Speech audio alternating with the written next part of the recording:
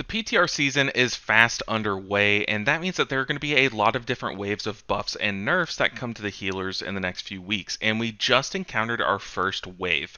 So, if you are playing retail WoW and you don't play the PTR, this does not affect you, but this is just nerfing what's going to come into the game in 11.2 just to clear things up at the start of the video. Now, if you're wondering why it looks like I'm in prison, um, I am in the attic of my mom's house. We traveled here to spend the week with her, and it is about 104 degrees in here, and there is no air circulation, so I'll make this video very quick.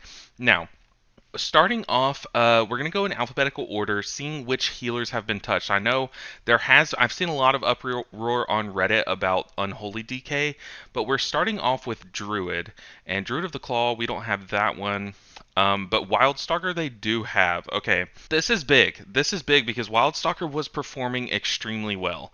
So Symbiotic Blooms and Bursting Growth baseline with Wildstalker, their healing has been basically decreased from 50% bonus to 30% bonus, which makes a lot of sense. These blooms or these burstings were like they were healing so much. I mean, like it felt like very little effort to get a lot of healing out, in my opinion. But I mean, it definitely was looking toward like, dude, this healing was getting absolutely out of hand. Like if you picture a bathtub, and on one end you have the drain that's draining like a little whirlpool trying to suck down all the water, but then on the other end of the bathtub is a faucet that's shooting water into the bathtub. There was definitely more water shooting in than coming out. Like it's supposed to be this cycle that eventually you're going to drain all the water, you know, the symbiotic blooms blooming and growing each other, but it really felt like there was more water coming in, more blooms growing than fading away, basically. On top of that, they said, so that's just the healing that they do. There is being decreased. But on top of that, the two-step bonus, the rate at which symbiotic blooms grow for restoration is basically being decreased again. So they're decreasing the rate at which they grow and bloom, and they're decreasing the healing that these bursting growths and symbiotic blooms do. So yeah, look, I don't like when things are nerfed, especially when they're not like they haven't been at the meta in like 4 seasons or whatnot. But I mean, this just was like, as someone who tested it, this was something that definitely did seem like it needed to be reeled back in, if that makes sense. Yeah, it definitely seemed like something that it's the first iteration of PTR. They're going to implement something, and it might need a little bonking down. So this is just one of those things. It's like, oh, we tried it. Let's just take it down to a more reasonable level.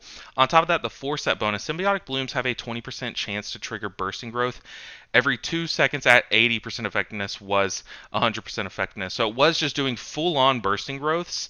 Now it's going to do slightly capped bursting growths. And mind you, these are also going to do less healing. So I don't know. I do think that the rate definitely needed to be looked at. The rate was getting a little crazy, but these are some pretty heavy-handed healing nerfs. However, like I said, this was kind of getting out of hand. You were doing so much healing, and you could just sit in cat form and just let those blooms bloom and do their thing and stack up and go crazy. So I'm very interested to see how this behaves now. I wonder if they might have over adjusted, because they do tend to do that a bit with Resto Druid.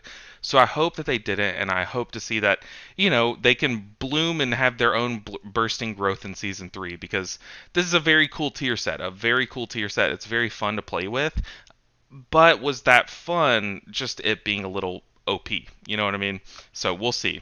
All right, now moving on to Evoker, and it does look like they did get some specific Flame Shaper buffs and some Prez buffs or nerfs, I don't know yet, which is very good. Flame Shaper definitely needed some correction, and overall preservation is sitting pretty good. It's just that it's very Chrono Warden heavy in my opinion. So looking at Flame Shaper Evoker, their 2-set bonus, Inner Flames increases periodic healing by 25% per stack, was 40%. Okay, so they actually are nerfing, which to me is very interesting. I did not notice this. However, this has to probably do with their raid performance.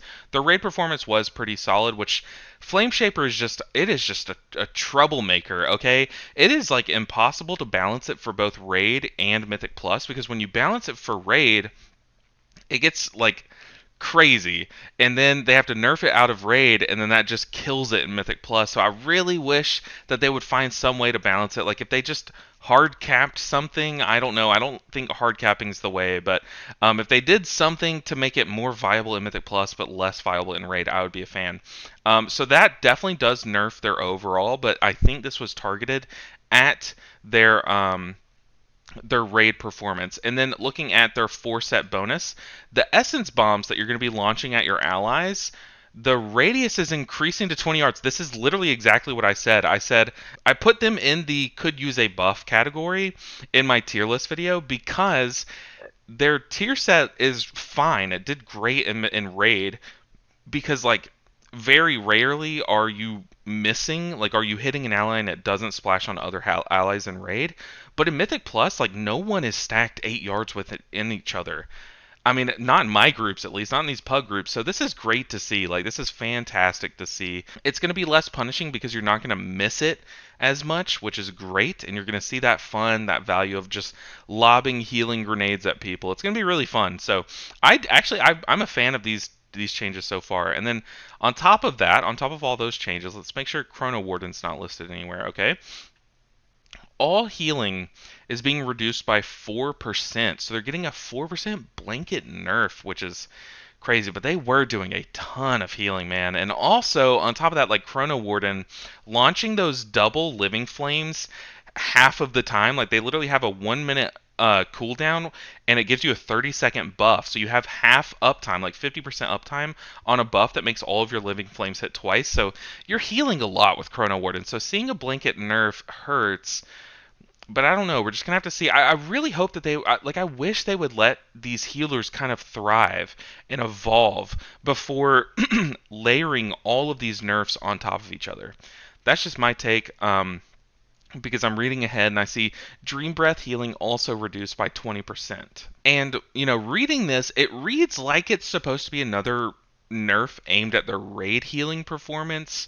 However, part of me, like, I can't help but shake the fact that this is also a pretty big nerf to what Flame Shaper is trying to do in Mythic Plus. So, once again, I really just think that they're just missing how to nerf this spec. You know what I mean? Okay, Temporal Artificer reduces the cooldown of Rewind now by half. So by 2 minutes instead of half of its time. So it used to make it into a 1.5 minute cooldown, but now it makes Rewind into a 1 minute cooldown, which is very, very powerful because it is competing with Stasis, which is like their go-to cooldown in a Mythic Plus environment. So odds are they're not going to take it in Mythic Plus, but even in raid, like you can do some pretty crazy stasis ramps and spread some echoes and get a big Verdant Embrace off in that stasis. Like you can do some pretty crazy things with stasis. So this does have to be like, it just has to be a very competitive cooldown.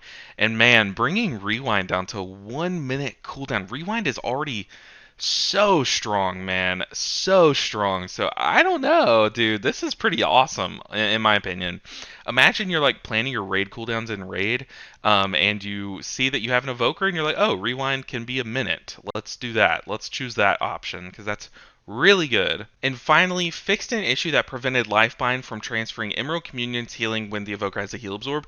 This is very important. This bug should not exist because this is their biggest ramp. Like, as far as I'm concerned, Emerald Communion ramps are insane. That's where you self-heal yourself a ton, and all of that self-healing just dumps into all these life binds. So, to me, that's just good. That's a really good quality of life change. But, man, I don't know. Is this buff enough to compete with these nerfs? I don't know, man. I really don't know. We're going to have to see how things evolve. Maybe they're like adjusting their raid performance, and then they're gonna tweak up their Mythic Plus Flame Shaper performance from there, like moving forward. That's what I really hope for. But anyways, moving on to what's next. Monk is next. Okay, Monk actually does not see some changes. Hero talents, Master of Harmony specifically for Brewmaster. Okay, okay, so this actually tells me a lot. So they're okay with the haste that Conduit is giving monks, which is pretty awesome.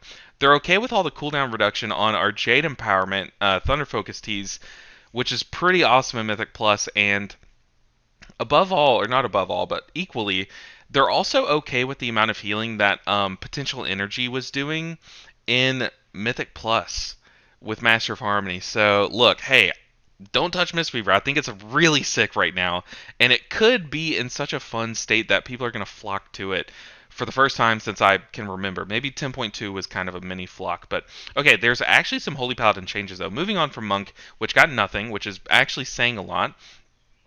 Holy Paladin. Holy Light healing is increased by 30%. Okay. I guess in my testing I wasn't really casting Holy Lights, but either it really wasn't healing, or they want to bring back the caster build that people have really complained. Like honestly, I'm shocked as a Mistweaver who our community really doesn't like the players really like it, but the community doesn't really like the caster build. I've been surprised at how vocal a lot of Holy Paladins are that they do want the caster build. To me that shocks me, but you know what? I trust their opinion of their spec way more than my own. So Holy Light being increased by 30%, that's just a huge buff. That tells me that it just either wasn't healing a lot or, yeah, they're just bringing it back. Infusion of Light now increases the healing of Flash of Light by 150%. Oh my god. Okay. Goodness, it went from 30% to 150%. They're 5 timesing the Infusion of Light bonus to Flash of Light, which they had gutted down a few, like last tier, I think. So it definitely was. It's they're definitely reverting like an old nerf that they did, but yeah, this is a huge change. These caster buffs are kind of big, and I don't know if they're necessarily buffing caster because Infusion of Light is a proc, so it's not necessarily buffing the baseline value of Flash of Light, but they are buffing baseline Holy Light, and buffing these Flash of Light procs is pretty big because Judgment also uses these, I'm pretty sure, and that if I'm thinking of the right proc, and that is a pretty good spender for it, you know. Inflorescence of the Sunwell now increases Infusion of Light's effect on Flash of Light by 50%. Wow, okay. So not only that, but when you have Inflorescence of the Sunwell, you're getting basically a 5 times buff and then over a 3 times buff to the enhancement of your Infusion of Lights. That's a lot, dude. That is a lot. So who knows? Are we gonna see another caster Holy Priest tier? I mean, Holy Paladin tier? I don't know. I don't know. But speaking of Priest, moving on to Priest. Wow, okay, so no changes to Oracle Disc Priest. Okay. I mean, man, okay, you know what? I'm here for it. I'm here for let all the other healers climb up to Disc Priest level.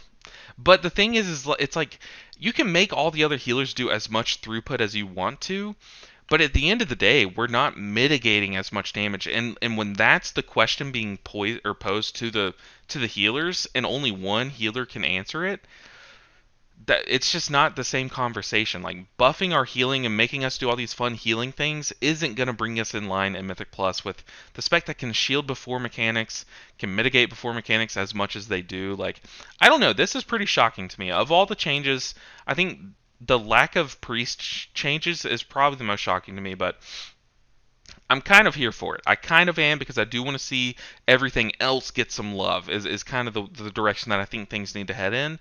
But then I don't know. I don't know what they're going to do with this priest, but they're letting it sit, so that makes me curious of how the meta is going to shake up. And then moving on to shaman. Dude, this is like almost criminal at this point. Okay, so I'm propping my arm up on this bed that's randomly here, but Resto Shaman coming into the PTR got literally no changes. They did get the same change that every other healer got, where their raid cooldown got buffed in 5-man environments, so like Healing Tide Totems doing more healing in Mythic Plus now. But like so is Trank, so is like Revival, so are all the healer cooldowns basically. So yeah, they literally got no changes.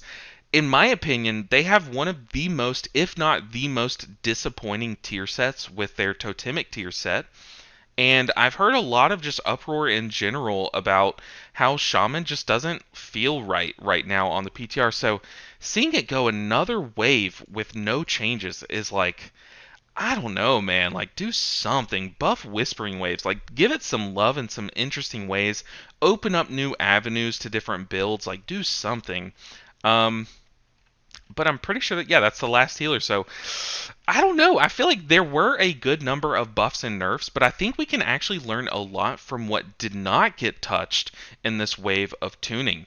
But guys, thank you so much for watching this video. I will be making an updated tier list, but I'm going to do that after each week of testing, not like whenever they announce changes, because I want to get some testing in before I make a decision.